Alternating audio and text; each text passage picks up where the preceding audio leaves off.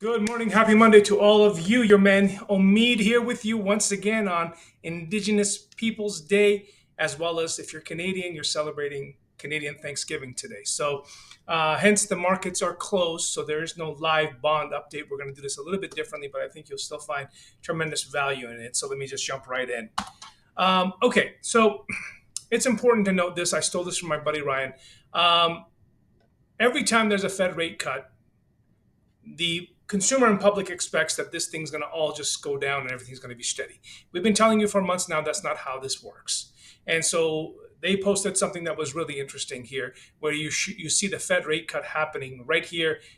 Post Fed rate cut, rates are going up, they come back down, then again up, up, up, up, up, up, and now long term trajectory is down.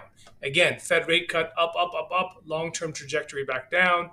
And again, Fed rate cut a little short up and a long term trajectory back down. So these things will go down, but they certainly will not go down in an even line. So we are indeed seeing increasing mortgage rates. What were they last week versus this week? Not a whole lot of movement. 2 basis points is not going to kill anybody one way or the other. This is from our good buddies over at Daily News, Mortgage News Daily. I can never get it right.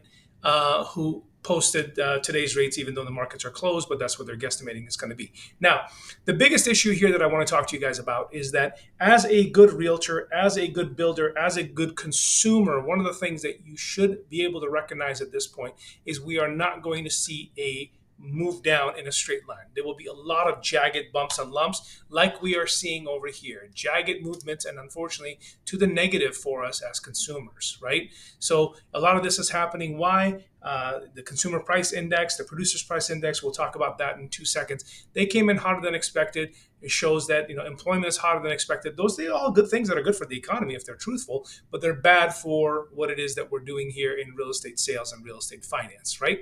So what I want you to keep in mind is this. Home buyers are walloped, as they say, by record high mortgage bills. And what they're talking about is homeowners' insurance and taxes are up across the board, putting further pressure on an already pressured higher interest rate environment, right? Property insurance costs have surged over 52% since 2020. That is mind blowing. And especially now, our hearts and minds goes out to all the folks dealing with the hurricane stuff.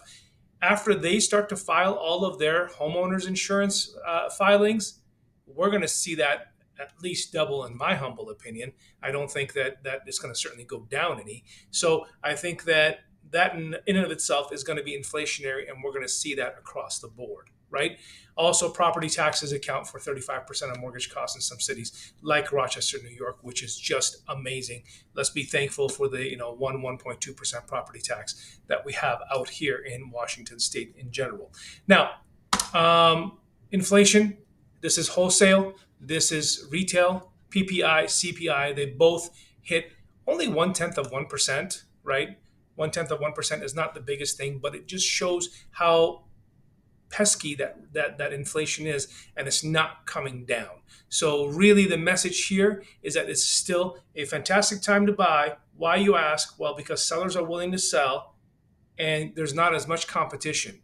And there's ways with seller funded buy downs and all these other tricks that we have up our sleeve to really, really bring down the cost of something. We just did a buy down for a fella just on Friday who ended up getting a $1.23 million house, and it felt like a $1.13 million house with a simple temporary buy down. Set his payment back $100,000 worth as far as the payment goes. So lots of stuff that we can do. As always, subscribe, like, and comment to this stuff, and please do share it with somebody else so the rest of your crew can be as smart as you are. I'm around all this week. If you need anything, do reach out. Otherwise, have a fantastic week. See you soon. Bye.